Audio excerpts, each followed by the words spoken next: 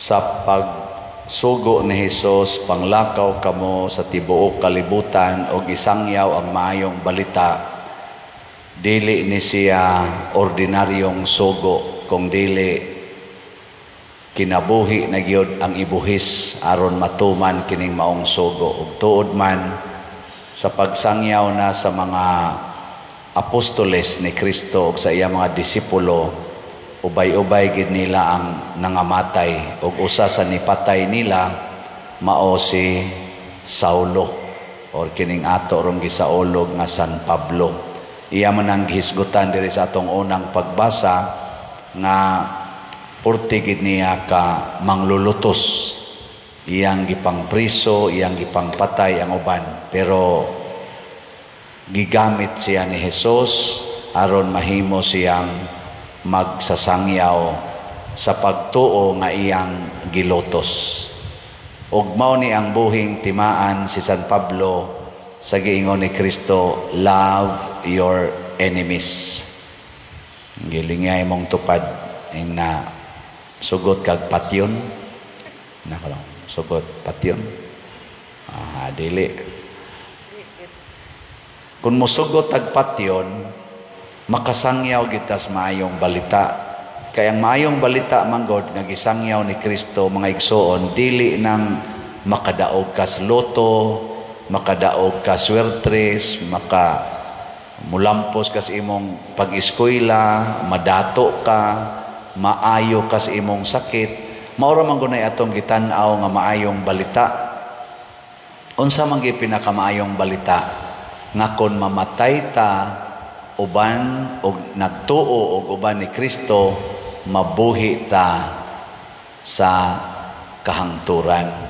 Kana mo'y mayong balita nga ang ato dayong kamatayon dinhis yuta, dinhis kalibutan, dili day na siya final, doon na day na sumpay dito sa sunod. Og maunay nakapadasig sa mga Kristiyano sa unang panahon hangtod karon nga andam silang magpakamatay og diha na converter si San Pablo. Kay nakita man niya nga ang iyang gipangpatay o ang iyang gipanglutos, iyang gipangpriso, wa man maglagot niya, wa man masuko niya, wasad mahadlok. Mo likay lang sila aron nga way gubot, pero sige lang yapog sangyaw kay kanang nahadlok muundang man na pagsangyaw, inigingon nga hunong mo na likay na ngadto din agi na magsangyaw. Pero ang mga tinun-an ni Hesus, mulikay sila sa naglutos, pero sige lang yapong sangyaw hangtod maapsan sila usahay o mapatay, di sa sila mo sukol, magpakamatay rasan nga malinawon. O para nako mao ni ang gitawag na tog trademark sa usa ka magsasangyaw. Ang mga pari nga Espanyol, mga Agustinian priest, mao'y nagsangyaw nga hinato og nagdala sa pagtuo og gidala nila ang imahin sa bata nga Señor Santo Niño. Hangtod karon mao ni atong gidebosyonan. Daghan kaayong tao nganuman tungod kay si Santo Niño nakapadani og maayo. Pero ato bayang timan-an nga kining maong Santo Niño ang atong gisigihag isa-isa sa atong kamot nga batubalani sa gugma, mao sad ni ang nagsugo nato nga ginganlag Hesus nga atong magtutudlo nga nag-ingon isangyaw ang maayong balita. Dili lang ta kutob warawara sa atong kamot kanamo maluoy kaunta kanimo nang ilaba, kung dili kamaugid tang mo lakaw og mo sangyaw. Unsaon man pagsangyaw? Una, kinahanglan nga dili kita magpabilin sa atong balay, mubiya gyud ta. Nilingay mong tupad, inaandam na kang mubiya sa inyo. Ina. Kamong mga asawa, di mo kasangyaw kung di mo mubiya sa inyong bana. Mga bana, di sad mo kasangyaw kung di mo mubiya sa inyong asawa. Mga ginikanan, di mo kasangyaw kung di mo mubiya sa inyong mga anak. Mausad ang mga anak. mubiya gyud sa mga ginikanan. Di sad mo kasangyaw kung di gid mo mubiya ang inyong balay, kay pinangga jud kay ninyo inyong balay. Na gani uban di gyud kasangyaw kay nga naman di kabiya sa ilang iro. Ang ilag yung iro ikuyog. Ikuyog yung iro hangtod na lang no ng iro moy muaw-aw sa ila untang sangyawan. No kay kuan mang iro madisturbo man ang mga bag-ong tao. So biyae na tanan, biyae. Muna ingos Kristo biyae gyud. Ikaduha, kinahanglan motuo ta nga naatay gahom. Matud pa diri sa atong ebanghelyo, mauni ang timaan sa gahom sa motuo ug mosunod nako. Naatay gahom. Ngilay na sang lingi sa imong tupad. Ing na ako motuo jud kong gamhanan ka. Ana no, gamhanan. Nya unsa may atong gahom? Kani mo ay pinaka number 1 atong gahom, ang pagpapahawa og mga yawa. Ako sige kog balik-balik ana dinhi.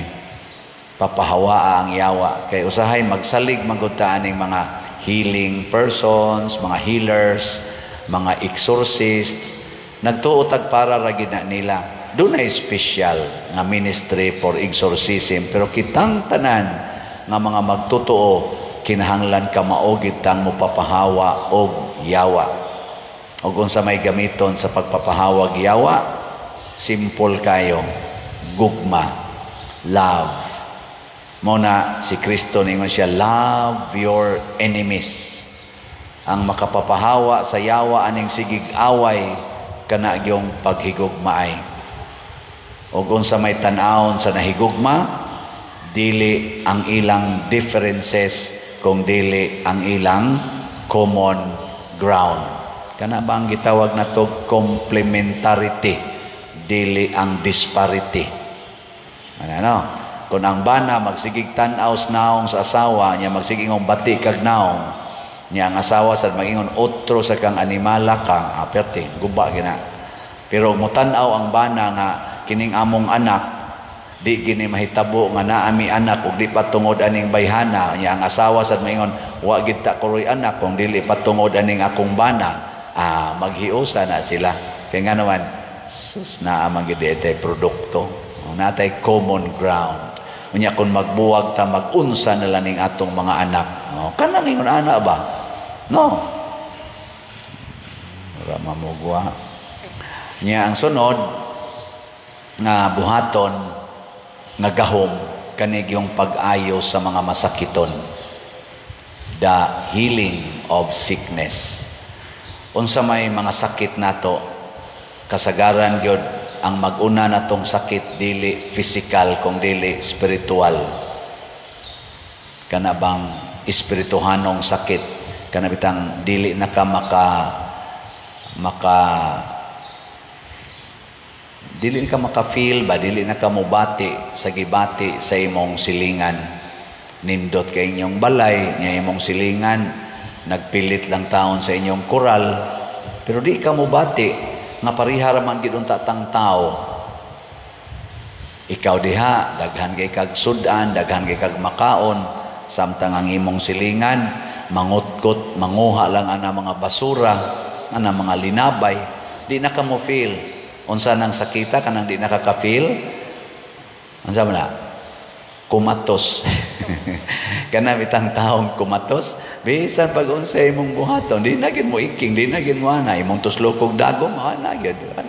Kumatos. Linga imong tupad ing nawa pa ka makuma. Wa makuma.